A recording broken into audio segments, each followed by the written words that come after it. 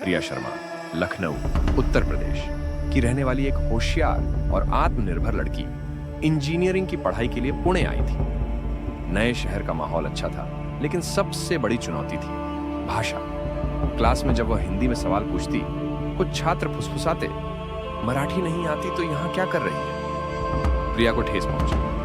वो तेज थी, लेकिन अब धीरे धीरे चुप रहने लगी। हॉस्टल में उसकी दोस्ती हुई श्रीकांत नायर से, केरल से आया एक शांत और समझदार लड़का। वह हिंदी टूटी फूटी बोलता था, लेकिन प्रिया से बातचीत में कभी झिझका नहीं। क्लास में दोनों की एक और साथी थी, संगीता देशमुख, पुणे की स्थानीय मराठी लड़की। वो तेज और सहृदय थी। उसने एक दिन प्रिया से कहा, तुम हिंदी बोलती हो, मैं मराठी, लेकिन मुस्कुराना तो एक ही भाषा में होता है ना। वो दिन से उनकी दोस्ती गहरी हो गई। एक दिन तीनों कॉलेज के बाहर एक दीवार पर लिखा देखे, नॉर्थ इंडियंस गो बैक।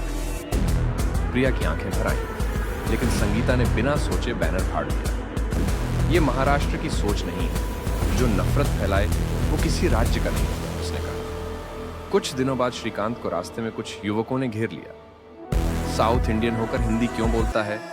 प्रिया ने दौड़कर उसे बचाया। तीनों सहमे हुए थे। उस रात हॉस्टल की छत पर बैठी प्रिया बोली, क्या हम अपने ही देश में पराए हैं? श्रीकांत ने कहा, हमारे नाम, रंग, भाषा अलग हो सकते हैं, लेकिन आंखों में आंसू वही है। संगीता ने मुस्कुराते हुए कहा, और हंसी भी तो एक जैसी है।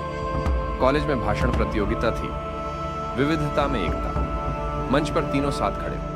प्रिया ने कहा, मैं हिंदी में सोचती हूँ, श्रीकांत मलयालम में, संगीता मराठी में, लेकिन हम तीनों एक ही भारत के हिस्से हैं। अगर भाषा दीवार बन जाए तो देश बंटेगा, लेकिन अगर समझ बन जाए तो यही भारत की असली ताकत बनेगी। तालियों की गूंज पूरे हॉल में फैल गई। अंतिम पंक्तियां, हमारी जुबान अलग हो सकती है, लेकिन इंसानियत की आवाज एक ही